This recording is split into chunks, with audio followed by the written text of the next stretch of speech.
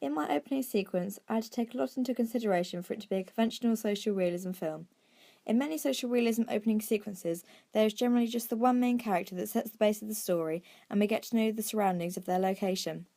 When it came to filming my own opening sequence, I decided that I did not want to open it with an establishing shot of the location and house of the character, but in fact purely focus on the character herself. I decided to do this as I wanted the audience to get a connection with the character early on, and then perhaps introduce her location later on in the film. I was highly influenced by the 2008 film Fish Tank, which I researched in the early stages of my process. Within this film, the main character is initially introduced and we are able to get an understanding of her lifestyle, and we are also able to connect with her as she is the very first character. I took inspiration from this and applied it to my own opening sequence by introducing the main character at the very beginning so that the audience are able to connect with her very early on in the film. This is more conventional of an independent film as they tend to focus on the real-life characters rather than the mainstream films that often begin with a setting or a narrative. I wanted the first part of the opening sequence to be a little blurry, and I also wanted the camera work to be slightly shaky to go with the specific genre and mood of the film. I decided not to use a tripod simply because I didn't want it to be perfectly smooth, as this wouldn't represent the girl's feelings as best as possible. This can also relate back to my previous research done on the film Fish Tank, in the scene where the girl character is walking down the street to see if her friend is at home. This represents almost a rough and urban feel to the situation, which I took inspiration from and was shown in my opening sequence.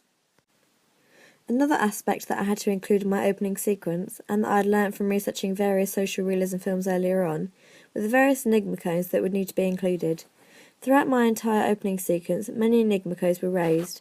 My intentions were to make the audience connect with the character, but to also ask many questions about why the girl is in the situation that she is in, whether she had a rough upbringing, who had abused her, why she had been abused, and so on.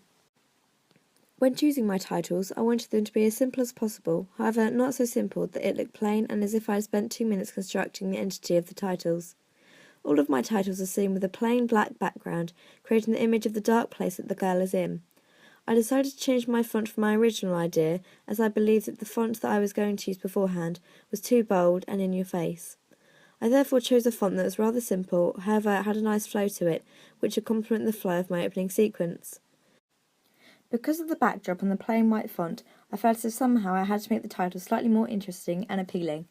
I came across the action fade, which meant that the title faded onto the screen, became fully clear for a second or two, and then faded away to leave the backdrop.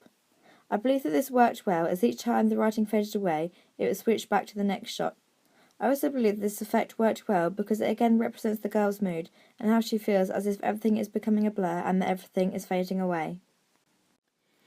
When it came to constructing my production cards, it was made clear that they did not have to relate to the genre and the film itself that I had chosen. For both of my production cards, I chose a very fantasy-like feel.